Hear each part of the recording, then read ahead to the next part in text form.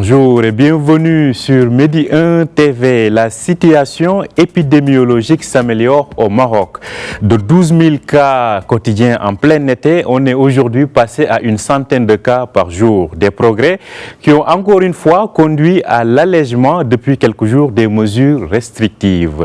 Ce qui n'empêche pas pour autant de rester donc en alerte sur la prévention puisqu'une troisième dose de vaccin est administrée depuis le début de semaine. Globalement, le Maroc semble être sur la bonne voie pour maîtriser la récente et très violente vague du Covid. Pour en être sûr, nous recevons Moulay Saïd Afif. Il est le président de la Société marocaine des sciences médicales et également de la Fédération nationale de la santé. Bonjour Moulay Saïd Afif. Bonjour Monsieur Baldi. Alors, c'est un plaisir de vous avoir à nouveau pour faire la situation. Le plaisir est partagé. Merci beaucoup. Je rappelle que vous êtes en direct depuis Casablanca. Alors, est-ce qu'on peut dire réellement que la situation épidémiologique s'améliore nettement au Maroc? Tout à fait. Et nous avons passé un examen qui est l'examen des élections du 8 septembre où il y a eu plus de 9 millions d'électeurs. Donc, c'était une grande victoire sur le plan démocratique, mais aussi sur le plan sanitaire, puisque plus de 3 semaines après, nous n'avons pas, 4 semaines, nous n'avons pas vu ni de cluster, ni d'augmentation des cas. Donc, ça veut dire que les citoyens, les électeurs ont respecté les mesures barrières et puis notre État a bien préparé toute la logistique. Donc ça, c'était un examen. Il reste maintenant à passer aussi l'examen de la rentrée scolaire qui a vu plusieurs millions, 11 millions d'étudiants et d'élèves qui sont rentrés il y a quelques jours. Donc là aussi, dans le respect des mesures barrières, et c'est avec ça qu'on peut dire que la situation s'améliore. De toute façon, ce virus, il y a 2 moyens pour lutter contre ce virus. Il y a les mesures barrières qui resteront avec nous jusqu'à l'obtention de l'immunité collective et la disparition de ce virus. Et puis, il y a l'accélération de la vaccination. Et on est bien parti. De toute façon, on donnera les chiffres. Effectivement, on parlera donc de la vaccination tout à l'heure. Mais quand vous dites que ça s'améliore parce qu'on a réussi un examen, à savoir les élections, mais aussi il y a le fait que la courbe donc des chiffres a nettement baissé. On est passé, comme je le disais tout à l'heure, de 12 000 cas quotidiens durant l'été à aujourd'hui quelques centaines de cas. Comment expliquez-vous cela aussi? De toute façon, il y a eu cette vague-là qu'on a passée en juillet-août avec un pic comme toutes les vagues de ces virus, et puis ça a diminué, mais je le répète, il y a le respect et la vaccination qui font qu'on s'en sort mieux que d'autres pays qui ont eu un niveau de vaccination qui était diminué. Et quand on parle d'amélioration, ce n'est pas seulement les cas, mais ce qui intéresse le plus, ce sont les cas de réanimation qui ont baissé de façon drastique de 50% à seulement 12%. Et puis, là aussi, les cas de tests positifs qui ont baissé de 25% à 6%. Et ça, c'est très important. Et donc, ça veut dire que le virus circule moins, mais il faut toujours faire attention pour qu'il n'y ait pas de départ, comme on l'a vu par exemple actuellement en Roumanie. Il y a beaucoup plus de cas, et puis vous l'avez vu au Canada, ils craignent une 4e vague. Donc c'est pour cela que nous devons faire attention aux mesures barrières et puis accélérer la vaccination, parce que c'est grâce à cette vaccination que même si on a eu cette vague avec une prédominance de Delta qui est très contagieux, nous n'avons pas compté plus de morts, même si chaque décès d'un Marocain est une perte pour la nation. Mais si on se compare à d'autres pays qui n'avaient pas le niveau de vaccination qu'on avait, ils avaient quand même plus de décès et enregistré plus de décès que nous. Alors, quand on voit donc ces résultats très encourageants, est-ce aussi le résultat des mesures de restrictions sanitaires qui ont été imposées, ou plutôt l'effet de la vaccination, ou encore plutôt une prise de conscience collective et un meilleur respect des gestes barrières? Non, c'est un tout. Il y a le respect des gestes barrières, il y a ce que fait notre État au niveau des restrictions, et il y a la vaccination. Et comme vous l'avez vu, une fois que ça s'est nettement amélioré, notre État a pris la décision d'alléger parce que, comme vous le savez, ce virus, le problème, c'est que il y a ça impacte beaucoup l'économie, et vous l'avez donc constaté qu'il y a des secteurs qui ont beaucoup souffert, comme les salles de sport, comme les bains morts, les hammams, comme les cinémas,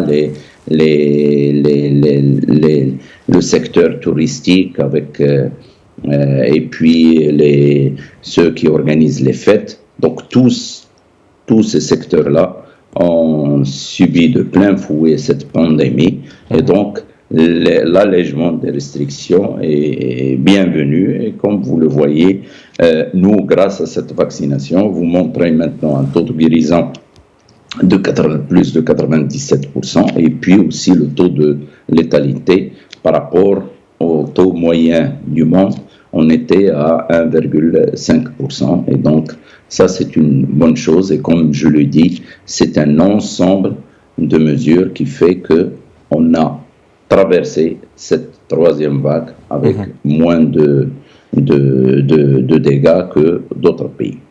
Alors, donc, ce qui suppose, comme vous le disiez, de maintenir le tout, à savoir la prévention, mais aussi la vaccination et certaines mesures restrictives, car je rappelle que le couvre-feu a été repoussé à partir de 23 heures. Alors, à chaque fois, on le voit, à chaque fois qu'on desserre l'étau, on revient donc à de nouvelles situations critiques.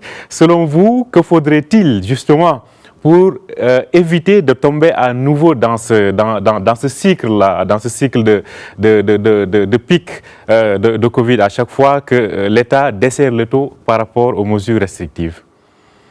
C'est ce que j'ai dit, et dans les communiqués de notre État, il y a toujours merci de respecter les mesures barrières. Donc, il y a la responsabilité individuelle qui est importante, et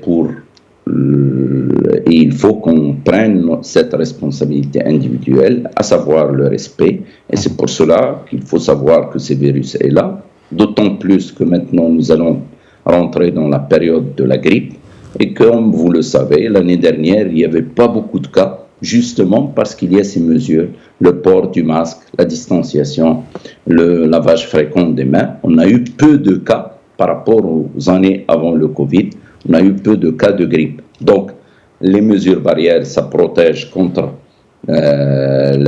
le corona, mais ça protège aussi par la même occasion contre la grippe. Et nous, par exemple, moi en tant que pédiatre, on a vu moins de bronchiolite chez les tout petits grâce à ces mesures de prévention que dans les années avant le Covid. Alors, vous l'avez évoqué tout à l'heure, vous avez dit que c'est le variant Delta qui prédomine aujourd'hui au Maroc. Est-ce qu'on peut avoir globalement une comparaison par rapport aux autres variants qui existaient auparavant? C'est-à-dire, il y avait au début l'ancien Corona, puis on est passé au variant Alpha. On a enlevé les nationalités, les pays, les nationalités, et puis pour ne pas stigmatiser les pays, et puis on est passé au variant Delta. Le problème avec le variant Alpha, qui était 2 fois plus contagieux, mais on a eu le variant Delta qui est 2 fois plus contagieux que le variant Alpha, et c'est pour cela que les chiffres que vous donnez au début de cette entrevue, on est arrivé à 12 000, c'est parce que quand il y a une personne contaminée, au lieu de contaminer 3, elle contamine 6. Donc ça faisait le double. Ça faisait le double. Parlons maintenant de cette phase de vaccination. Le Maroc est l'un des très rares pays africains à avoir dépassé la barre, en tout cas des 15 millions de vaccinés. Aujourd'hui, le Maroc semble être même le premier pays à entamer cette troisième dose donc, de vaccination. Comment se déroule l'opération? La campagne de vaccination depuis le début, où Sa Majesté le Roi, que Dieu l'assiste, le 28 janvier 2021 a donné le départ. Elle se passe très bien, il y a une bonne logistique. Les chiffres que nous avons atteints sont des chiffres quand même qui sont très importants, à savoir que nous avons dépassé les 22 900 000 pour la première dose. Ça veut dire qu'on est à plus de 76% de la population cible, qui est de 30 millions, et nous avons dépassé pour la deuxième dose 19 600 000, c'est-à-dire nous avons dépassé les 65%. Et donc, nous sommes l'État qui a vacciné le plus sa population, c'est-à-dire les vaccinés par rapport à la population cible. Nous sommes les premiers en Afrique. Et grâce à l'intervention directe de Sa Majesté le Roi, que Dieu l'assiste, et ses hautes orientations, nous avons pu avoir le vaccin pour vacciner les adultes, et puis nous avons pu avoir le vaccin pour vacciner les élèves pour une rentrée scolaire sécurisée et en présentiel, parce qu'on sait que le présentiel, ses avantages sur les acquisitions et sur le côté aussi psychologique des enfants. Et nous avons dépassé les 2 300 000 pour les élèves. Donc nous avons dépassé 76,5% de la population cible qui est de 3 millions, et on est à plus de 800 000 pour les élèves qui ont reçu les 2 doses. Et puis, on est passé depuis lundi à cette troisième dose. Le comité technique et scientifique de la vaccination anti-Covid, présidé par le professeur Monetar Lalaoui, et qui réunit plusieurs experts de différentes spécialités et aussi des différents secteurs, c'est-à-dire il y a des experts du secteur public, du secteur privé, du secteur universitaire et du secteur militaire, s'est réuni le mardi 28 septembre 2021 à la direction de la population qui est dirigée par le directeur, le Dr Yahya, et a donné la recommandation de vacciner par la troisième dose les personnes vulnérables, à savoir les personnes âgées, les personnes qui ont des pathologies chroniques et les personnes de première ligne, que ce soit le personnel de la santé, le personnel sécuritaire et le personnel de l'éducation nationale. Et les personnes reçoivent par message, pour que ça soit fluide, reçoivent au 17-17. Donc, quand vous recevez, vous pouvez vous présenter au vaccinodrome que vous voulez. Justement, il n'y a pas professeur Moulay Saïd Afif, aujourd'hui, entre ceux qui disent qu'on est dans le suivisme par rapport à d'autres États et ceux qui sont toujours réticents, qui se croient immunisés, ne serait-ce qu'avec les 2 premières doses, quel message en fait adresser à cette catégorie de personnes-là? Tout d'abord, le message simple. On nous a appris dans nos traditions africaines qu'il faut toujours donner l'exemple. Que ce soit moi, que ce soit vous. Eh bien, nous, on a donné l'exemple, et moi, je me suis fait vacciner hier avec des collègues médecins, responsables d'associations. Nous, on a reçu le vaccin Astra pour les 2 premières doses, et hier, on a fait le vaccin Pfizer, parce qu'il faut savoir, on peut faire un vaccin d'un autre genre, c'est-à-dire si on avait, comme nous, fait Astra, on peut se vacciner soit par Pfizer, qui existe actuellement, soit par Sinopharm. La même chose, si on a reçu 2 vaccins Sinopharm, on peut soit continuer par Sinopharm pour la 3e dose, ou faire le vaccin Pfizer Et à peu près, quand on voit, on est à plus de 26 000 personnes. Quand on voit la répartition, il y a une répartition qui est à peu près égale entre ceux qui ont reçu la 3e dose de Pfizer et ceux qui ont reçu la 3e dose de Sinopharm. Et je crois que vous l'avez vu, vous l'avez vous-même montré, les reportages, les gens sont contents. Pourquoi on a fait cette 3e dose? Pourquoi le comité de vaccination, qui je rappelle se réunit de façon hebdomadaire, donc chaque semaine, pourquoi on a pris cette décision?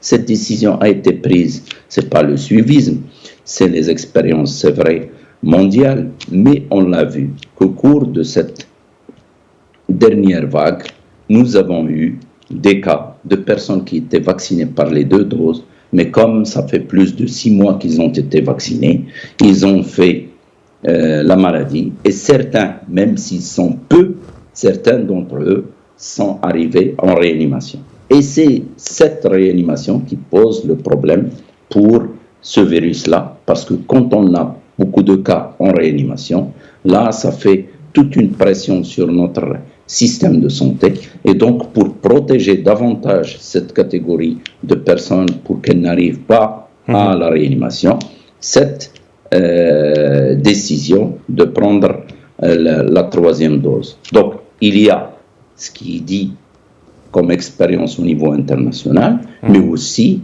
chez nous, puisqu'on a des chiffres, et comme je l'ai dit, le comité technique se réunit 1 fois par semaine. On peut prendre l'autre cas, merci beaucoup. À savoir, je dis juste un mot, on peut prendre l'autre cas, par exemple, pour les enfants de 5 ans à 12 ans, comme on n'a pas assez d'éléments scientifiques, le comité, au cours de cette même réunion du mardi 28, a décidé de surseoir à cette décision en attendant d'avoir plus d'éléments scientifiques pour peut-être conseiller, donner cette recommandation. Donc, on travaille de façon méthodique et scientifique. Merci beaucoup, docteur Moulay Saïd Afif. Je rappelle que vous êtes le président de la Fédération nationale de santé. Merci d'avoir été en direct avec nous depuis Casablanca ce matin. C'est toujours un plaisir. Merci, bonne journée. Partagez. Bonne journée à vous. Bonne journée à vous aussi. Et merci de nous avoir suivis. Je rappelle que vous pouvez retrouver cet entretien sur notre site www.medianews.com. Bonne suite de programme sur Média TV.